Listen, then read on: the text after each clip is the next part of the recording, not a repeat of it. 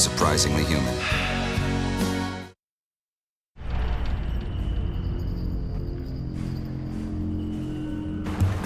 There are so many rivers around the world, so many far-flung locations, that I rarely return to the same place twice.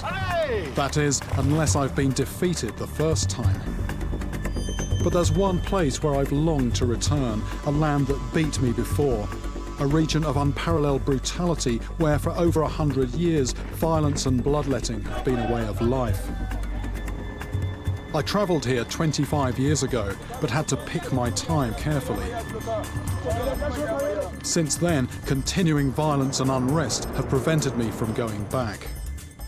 This is the Congo, a region lost in the dark heart of Africa, a land of fables, legends and spirits. And there is one spirit in particular called Mamiwata, who is said to lure fishermen to the bottom of the river, where they are imprisoned for eternity. Far-fetched? Maybe not. Recently, news stories have reached me of fishermen dragged overboard to their deaths. So I'm heading back out there to discover if these tales are just fables and legends, or if something really is lurking in the depths.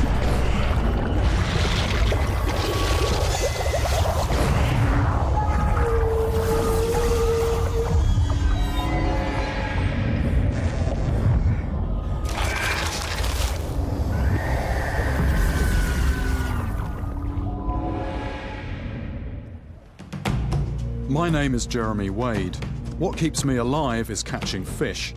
But some of the moments when I felt most alive have been those when I was closest to death. Only by really testing myself do I feel I've achieved anything. And to do this, I travel far and wide, putting my own safety at risk to uncover the truth about what lurks in the world's rivers. I'm heading to the Congo, one of the few places on Earth that will still really test a fisherman.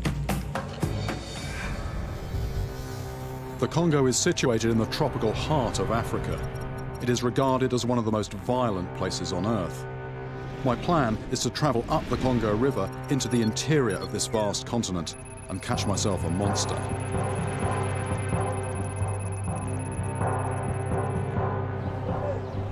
This region has enormous mineral wealth, but centuries of colonial exploitation and ethnic conflict have been its ruination. It now ranks among the poorest and most dangerous places on the planet. I first came here to the Congo River with my fishing rods 25 years ago. I was travelling through a country known then as Zaire, and this was a country the size of Western Europe but with almost no infrastructure, a really difficult place to travel. On top of that, the country was under a dictatorship and there was a real climate of fear at the time, and it was not really a place that outsiders ever came to, certainly nobody travelling on their own as I was. And I was here for 2.5 months, and I didn't catch a single fish because the country being so vast and the travelling so difficult, it just took me all my time to get to the river and then get out again. But I did talk to people, I spoke to fishermen, and I heard some stories of fish so huge that they are said sometimes to drag the fishermen out of their dugout canoes, drowning them in the water.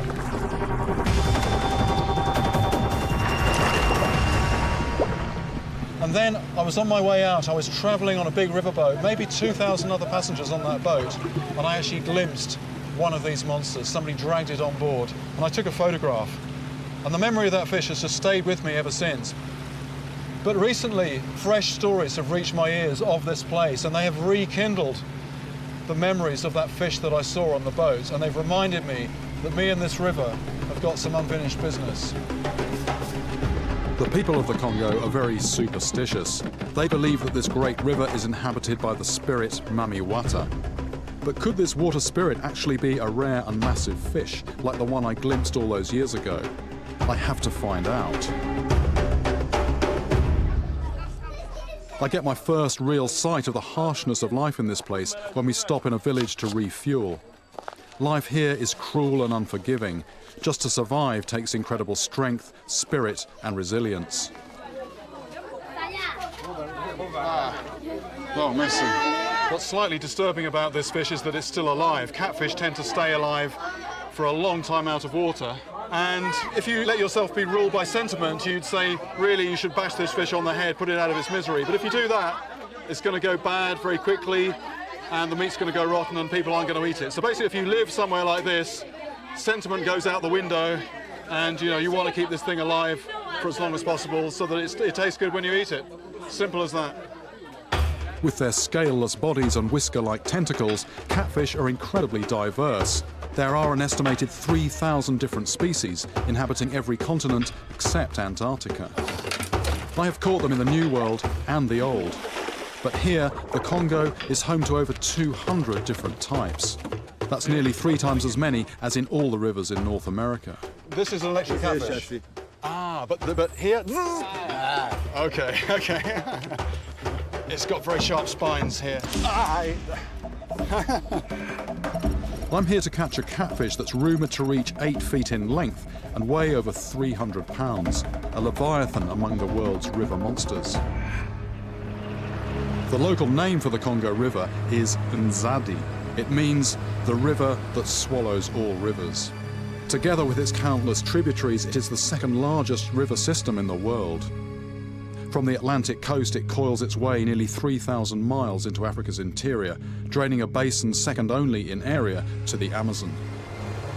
My plan is to travel 500 miles upriver to the village of Bonga. This part of the Congo was isolated from the outside world until the arrival of colonizers in the latter part of the 19th century. Then everything changed under the voracious rule of King Leopold of Belgium. A reign of terror turned the Congo region into a prison state.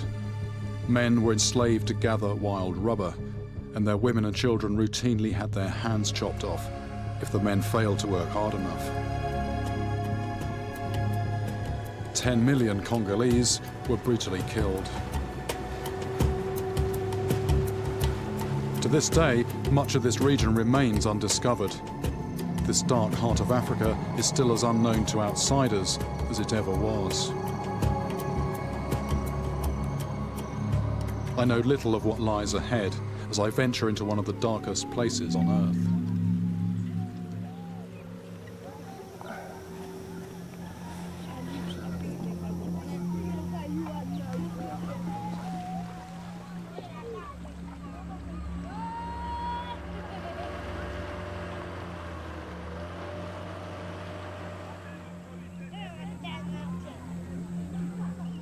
The Congo River is the lifeblood of this region. Villages cling to its banks. It provides a vital transport link and is an essential source of food. As I venture further north, I notice that little has changed over the last 25 years. I'm using up valuable time, and I still have 200 miles ahead of me before I reach the place where I saw that giant fish. As yet another day draws to a close, I'm getting desperate to see what fish are in the river, but I have no bait. That is until the boatmen suggest a local favourite. Soap. Any old soap will do. It's, not just your traditional sort of animal fat-based soap, but any antiseptic soap, you name it, the fish will go for it. And one good thing about it is it will really give off a good scent trail down the river. The catfish here are said to be among the biggest anywhere in the world. I've set myself up in a quiet slack on the edge of the current. The river's a bit like a conveyor belt. If you position yourself in the right place, it will bring food, and this is just the kind of place where everything settles out and where the fish congregate. But as the hours pass, the only thing that's biting are the mosquitoes.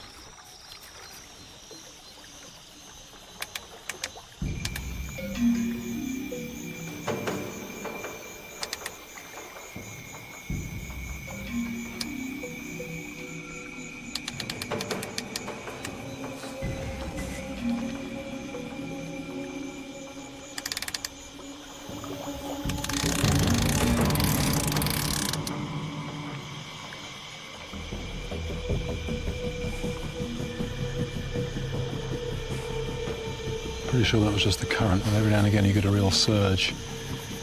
But things are very quiet, and that's,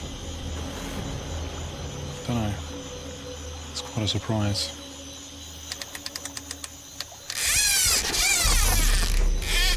Fish on!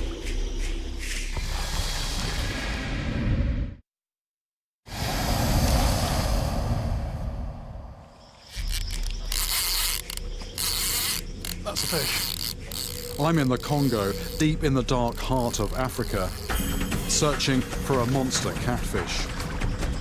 Lay this down. I recognise this as one of the giant catfish species, but this is just a baby. Even so, he gave me quite an impressive runaround, which is a bit scary, because it's said they can grow to over 100 times this size and drag fishermen from their boats.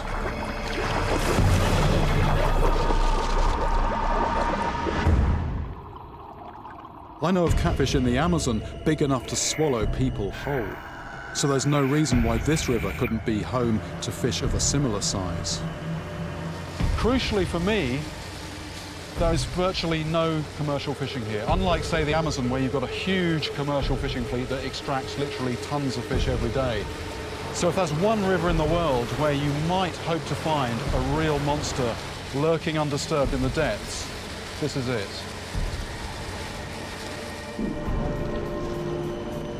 This is the end of the line for this boat, and as we pull into a remote fishing village, I get my first sight of a Congo River monster. Anguille. Anguille? Yeah. They call them eels. I'm used to eels that are about like that round and maybe 18 inches, 2 foot long. These things, you know, they're the thickness of your leg and maybe getting on for 5 foot. I'll see if we can maybe get one out and have a proper look at one. They're just such weird looking creatures. Right. I'm not going to put my hands in the mouth there. There's some pretty nasty looking fangs in there, and they're, you know, they look sharp. They also look quite dirty and unhygienic. I think I've got an ID on these. I think these are lungfish. Oui. Oh. That is because this fish actually has an air bladder which is used as a lung, so it can actually breathe out of water. And this is a fish that can bury itself underground and survive droughts. It sort of, I think, belched out a little bit of air, and then there was took some air in, and then belched out of the gills. Small eyes generally on a fish means that, you know, they don't use them much for feeding. They're probably using vibration or scent in the water more than vision to find their food. This was caught on a palm nut, so it suggests, you know, an omnivorous feeder. I mean, that mouth to me looks like it's going to take fish. I'd guess, like a lot of fish around here, you know, it's sort of opportunistic. It'll actually chomp anything that comes its way. But anyway, they call this an eel, and, you know, I have to say it's the most impressive eel that I've ever seen. Lungfish are ancient creatures, predating all animals that walk on land. When I look at a beast like this, mamiwata no longer seems such a stretch of the imagination. I find myself a large motorised dugout to take me the remaining stretch of my journey to the village of Bonga. This village is ideally situated, being at the confluence of 2 rivers, the Congo and the Sanga. From past experience, I know that this is just the kind of place where big fish gather to feed on small fish.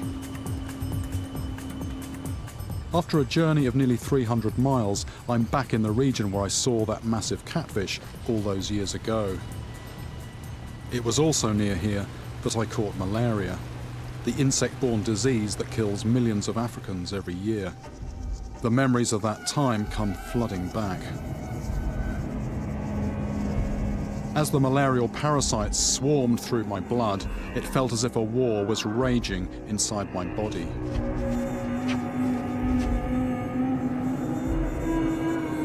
I went through 2 weeks of hell, sweating, hallucinations, and fever. The slightest sound had my head pounding. I thought I was going to die. Now I'll have to relive that nightmare as I sit out fishing night after night on the same stretch of river. As I arrive at the village of Bonga, the air is warm, thick, heavy, sluggish. This is to be my home for the next few weeks, and it's where my journey really begins. I'm met by the chief, Nguema. Luckily for me, he speaks fluent French, the language left behind by the European colonizers. He explains that he has been chosen from a population of several hundred to lead this community, which survives entirely from fishing these waters.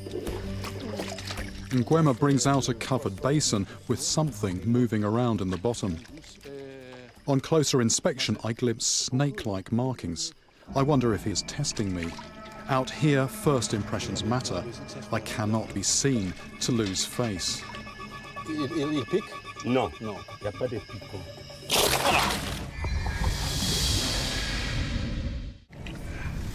Which fish has given me the most painful injury? Is it A, an alligator gar, B, a piranha, or C, a catfish?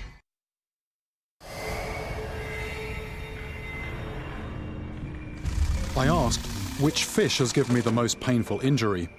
The answer is C, a catfish.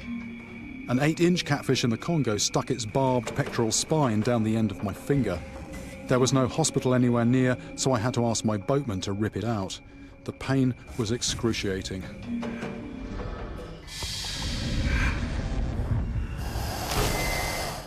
I'm in the village of Bonga, 500 miles up the Congo River. The village chief, Nguema, brings out a covered basin. In the bottom is a creature with markings like those of a snake.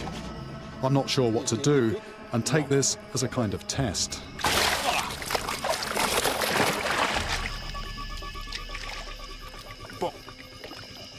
Voilà. Voila.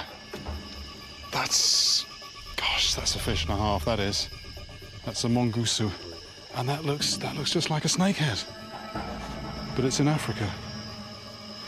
But it's so similar, the bony head and a very muscular body. And the other thing is they're capable of living in, lots of them all in a very small amount of water. So they're very well adapted to sort of low oxygen conditions.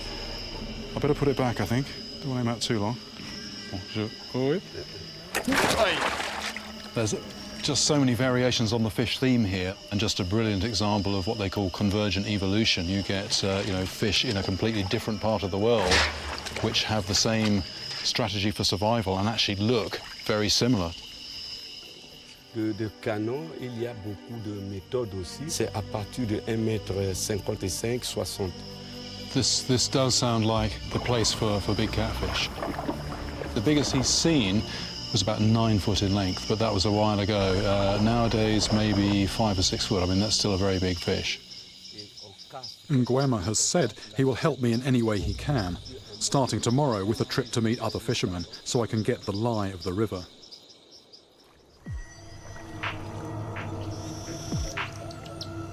The chief has let me set up camp in an old deserted logging depot. The previous inhabitants vanished during the last civil war. During the past 100 years or so, while much of the world was marching forward, the Congo has been retreating, back into the darkness of a bygone era. After such a brutal history, it is to be expected that violence breeds violence, and I can't help but feel that the people here must harbour feelings of antipathy towards outsiders. My sudden appearance last night has surprised many of the villagers. But their main concern this morning is the chief's brother, who failed to return from a fishing trip last night. There are two main methods of fishing here: drift nets and long lines equipped with multiple hooks. Both techniques are fraught with danger, and the chief takes me to meet fishermen to find out more.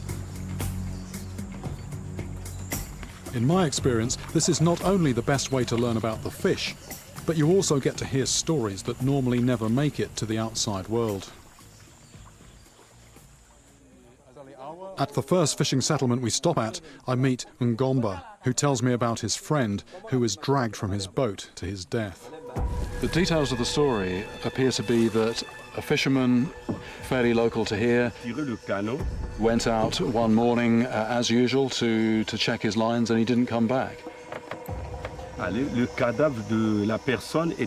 What happened was that 2 days later somebody found his body, and he had one of his hooks through his shirt and actually into the flesh of his arm.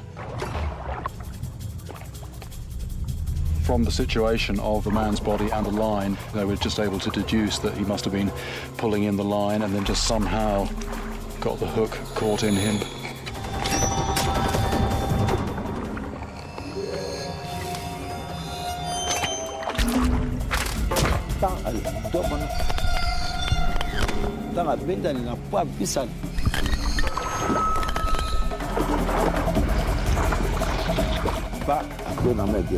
and he was pulled over the side.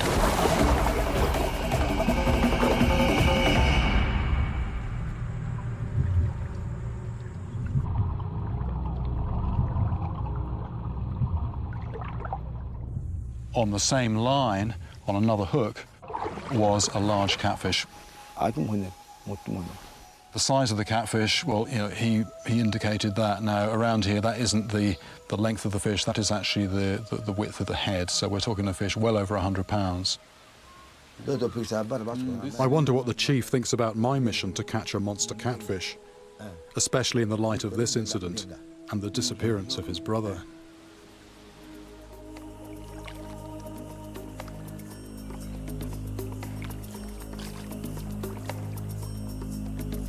We head back to the village and join the rest of the fishermen, who are heading out to set their hooks for the night ahead. And Nguema takes me along. Over the coming weeks, his help could make the difference between success and failure. I've got close to 100 hooks there, all baited with, well, some with soap, some with bits of snail. And this is very precarious. I'm fairly heavy compared to the people here, but we've got quite a wobbly boat.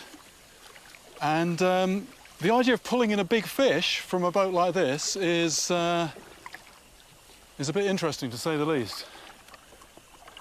The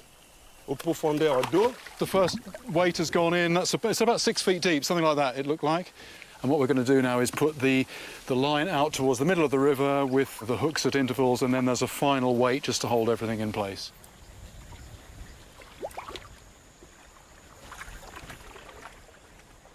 You get tension building up in the line.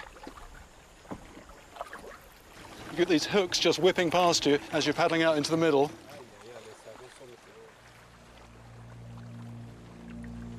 Actually trying this fishing for myself, it really brings home the reality of that story of the fisherman who had the hook stuck in his leg when he was pulling in some fish. The canoe is very unstable, your feet are very close to coils of line, you've got dozens of hooks in the boat, and you know, all it needs is just a slight slip, a slight lapse of concentration, and you're over the side, and the consequences can be fatal, just like that. Okay, je vous donne ça.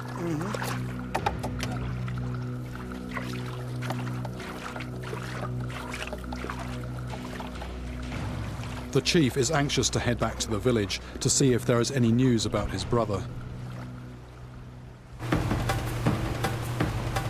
And I make my way to an area of the river that, according to the locals, holds some of the biggest catfish in this region.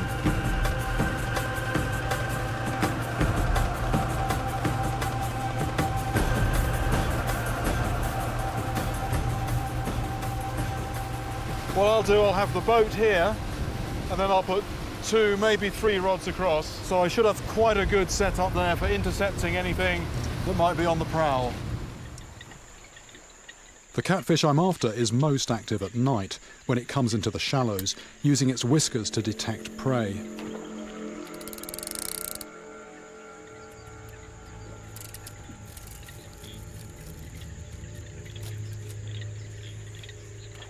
It is one of the Congo's top predators. I'm in position, nicely before dark, which is good, and unlike the local fishermen who go back home, go to sleep, come out in the morning to check their lines, I'm going to sit here on the rods. The mosquitoes will be in soon, so I should be buttoning up my shirt, putting on some repellent, but once I've done that, it's just sit and wait.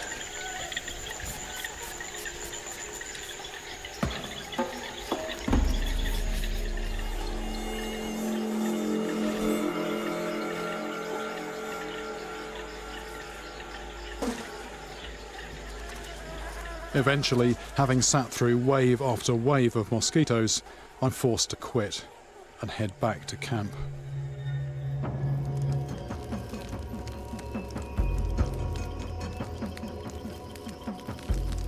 The chief's actually just come round asking if he can borrow some fuel.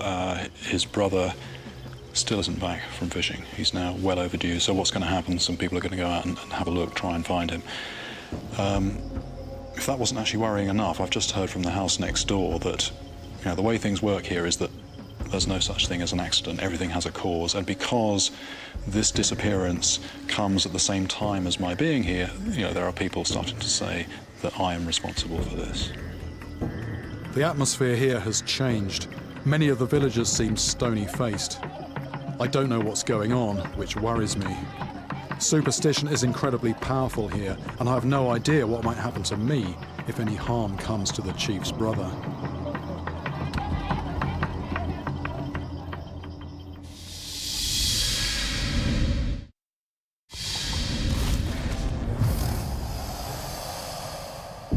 "500 miles up the River Congo, and the fragile peace in the village where I'm staying has been shattered by the disappearance of the chief's brother.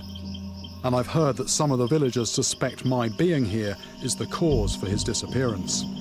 As I lie waiting to hear news, I feel isolated, anxious, and vulnerable. I knew I was heading into the unknown when I set out on this trip, but I didn't foresee anything like this happening.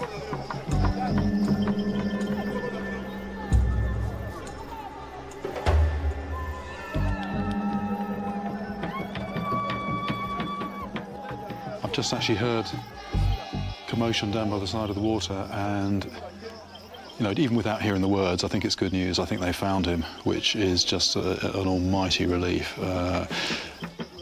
One thing, it just shows how this kind of thing happening is not that uncommon, but thank goodness this time it's had a happy ending.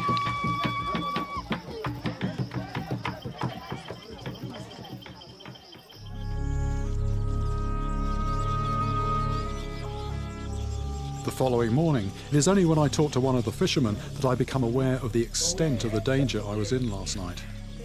If the chief's brother had not come back, some of the villagers were going to stone me to death. The rules out here are very different, and as we head out to check the lines, I try to put the events of last night behind me. It is now apparent how fundamental the chief is to my success here, not just in helping with the fishing, but maybe more importantly, in ensuring my safety. If anything were to happen to him while he's out with me, I dare not consider the consequences. And it's then we catch a snag. It's a fish which pulled the line. Il a accroché sur... Bon, moi je vais... Without a second thought, Nguema disappears into the murky water. And I understand now how different our attitudes to fishing are. This is real, about feeding his family. I've gone into some of the scariest waters in the world, but in this situation, I'd be very afraid to leave the safety of this wobbly canoe.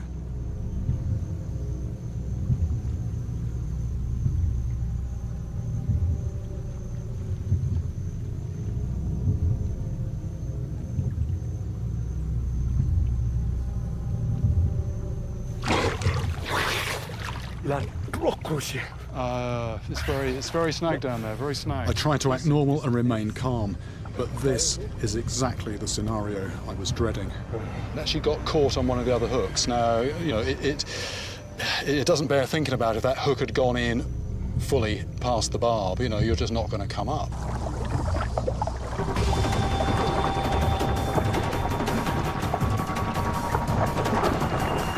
It's becoming clear to me that the real danger might not be the monster fish, but the process of trying to catch them, and the desperation of the fishermen to feed their families. And Mami Wata may not be a supernatural being. Perhaps she's just a cultural invention to soften the reality of a premature, watery grave. Carefully, we release the tangled line in case there's a fish still attached. It's a slow process to get all the hooks in. 4 hooks up, no fish so far. 5 hooks, no fish, all the bait's gone. 6, 7, another one, no fish. 8, you can see the bits of snail coming up, still no fish. 9, empty hook.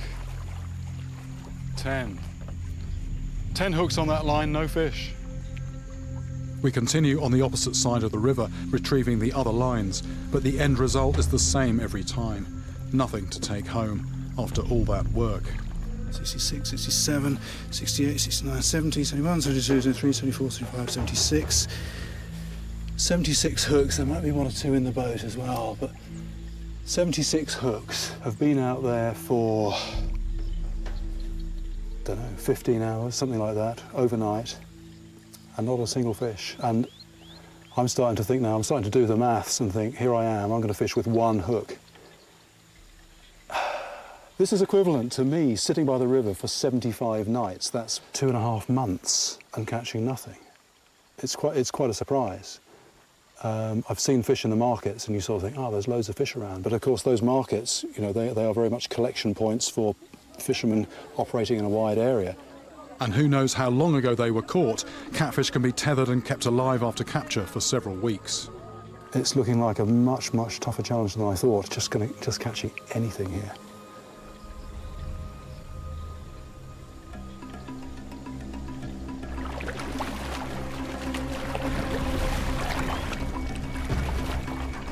I recruit other fishermen to help and put out more lines in the water. So we've got baits out in different types of places. Nothing so far. I haven't caught my trophy fish yet, but then many of the villagers haven't caught anything at all. As well as the big ones, you know, they need to catch the small ones, and you know, too many days not catching anything. That's seriously bad news. Much worse news than it is for me. As one day merges into another, I spend the days setting long lines and the nights fishing alone in areas where local methods are not suited. But day after day, the results are the same. And that presents me with a dilemma. Because if I were to catch a giant catfish, I would normally want to return it unharmed. But that would horrify the people who have helped me, who scratch a meagre existence from this river. After recent events, I'm beginning to understand how intricately intertwined superstition is here with everyday life. This has gone from being a quest to catch a killer catfish to a matter of survival. Not just for the villagers, but for me too, thanks to the power of superstition.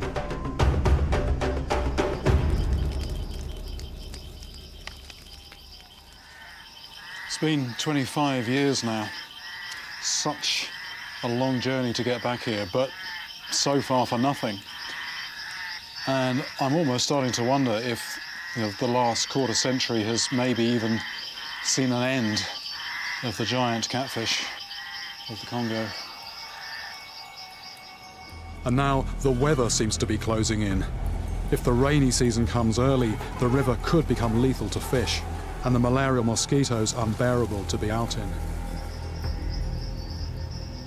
Unlike the local fishermen, I'm taking anti-malarials, but actually that didn't make any difference last time I was here. I was just bitten so much that, you know, the parasites just overwhelmed my defences, and I'm thinking now that possibly just going out every night is actually possibly a little bit reckless. But it's said here that the arrival of the rains brings with it the catfish. This could be the turning point I'm desperate for.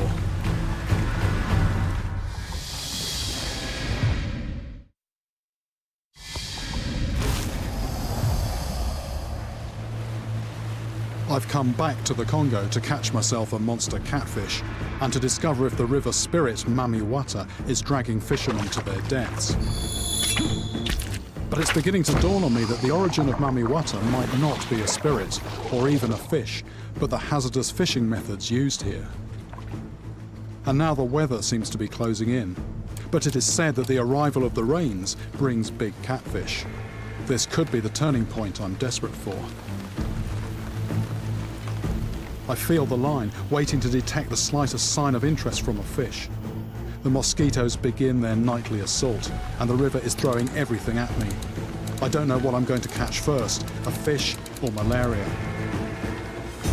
But my setup is perfect, and I'm not moving. This trip is beginning to feel like the most difficult challenge I've ever faced.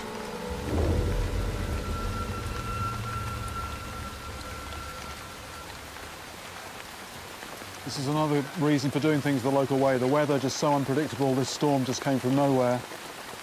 And You know, sitting here like this, it does make you appreciate the sense there is in the way everybody else does their fishing here. You know, you stay out on the lines like this, and either you get soaked to the skin, or you just get destroyed by the mosquitoes.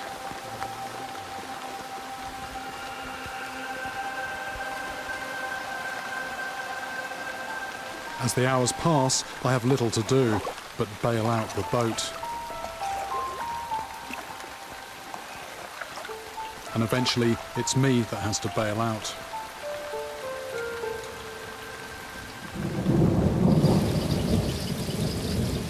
It really does rather seem that everything is just conspiring against me. I had such a good setup there.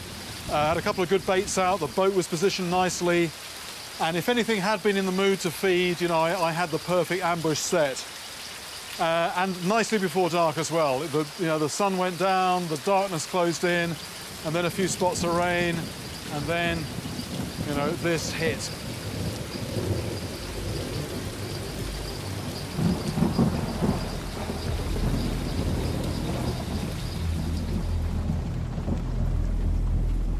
The morning is cloaked in blackness, an overcast sky from the heart of an immense darkness. It's not wise to head out alone in these conditions, so with no sign of the storm abating, the chief comes to get me to help him gather the lines. As we head out, I think about the fisherman who was dragged to his death by a monster catfish on his line. Weather like this makes everything more hazardous. The rough river releases rafts of debris.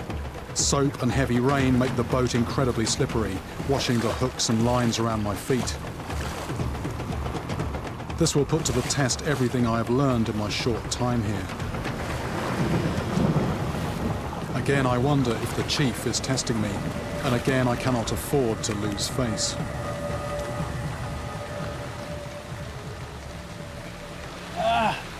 C'est the poisson, c'est the poisson. The line, the straw is tight. It's really hard to undo the knot here, which can mean it's a fish. So I just need to make sure that once I've untied it, I've got a good grip on it. Okay. Clambering over the hooks here. Hands on the hooks, down like that. Oh, okay. I'm getting absolutely soaked, but I don't mind that if that's fish.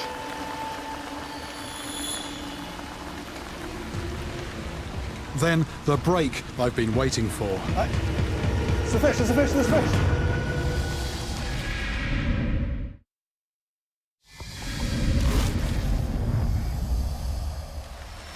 It's a fish, it's a fish, it's a fish. The chief and I have come out in a raging storm to check the lines, but it's worth it because we have a fish. But I've got to be especially careful in this weather. The stories I've heard are racing through my head, and I'm thankful to have the chief controlling the boat. Most fishermen here normally go out alone.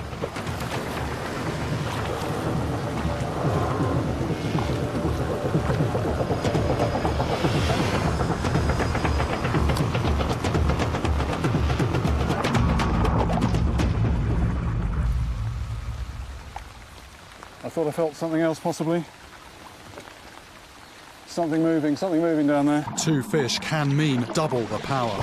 Hey, that's kicking, that's kicking. I've got to be careful it doesn't pull this line out and send those other hooks flying. But fortunately, it looks like they've already lost a lot of their power, struggling to get off the lines. I mean, luckily these fish have probably been on the line for a little while. Let's get all this line well clear from me. And I can feel something else pulling. I think there's something pulling on the end of this one. There is, there's a kick, definitely. I'll just get this hook sorted.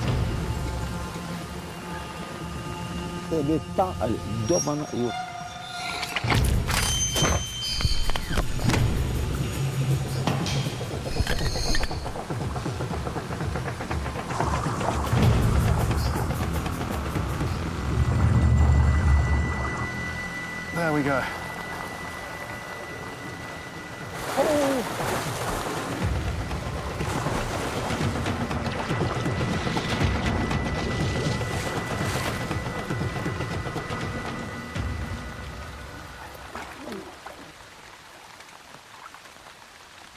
Wow.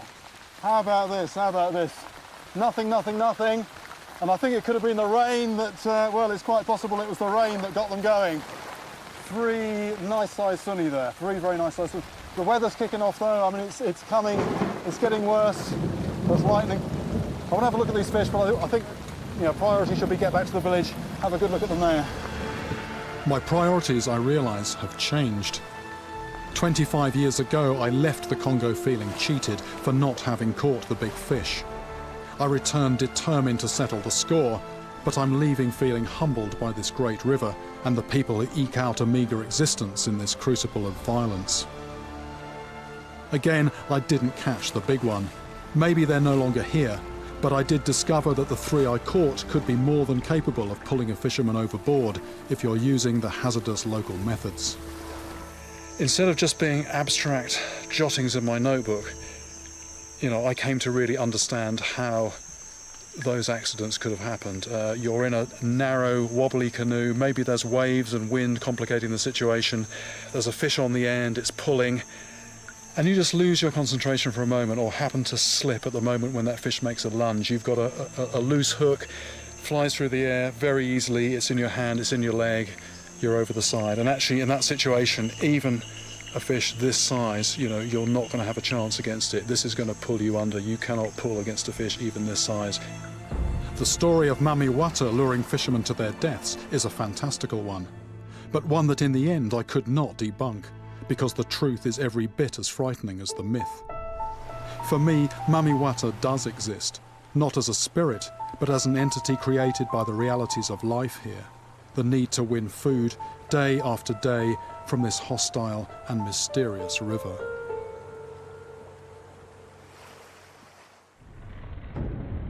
Want to know how to catch a river monster of your own? I'll show you how at animalplanet.com/rivermonsters.